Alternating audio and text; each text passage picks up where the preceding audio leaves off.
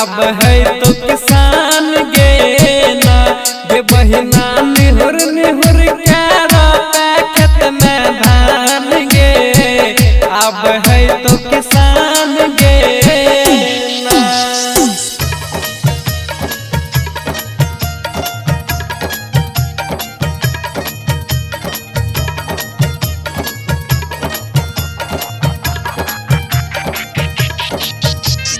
DJ सनी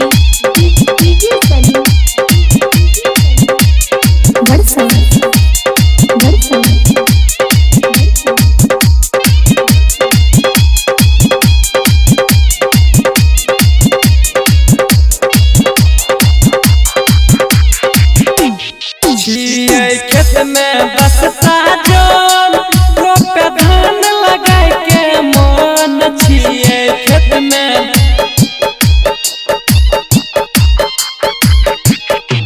खेत में बसता जोन रोपे धान लगा के मन पूछा गिराए के छौरा भर खेत कल के धान गे अब है तो किसान गे ना गे बहिना निहुर निहुर के रोपे खेत में धान गे अब है तो किसान गे ना गे बहिना निहुर निहुर के रोपे खेत में धान गे अब है तो किसान गे ना।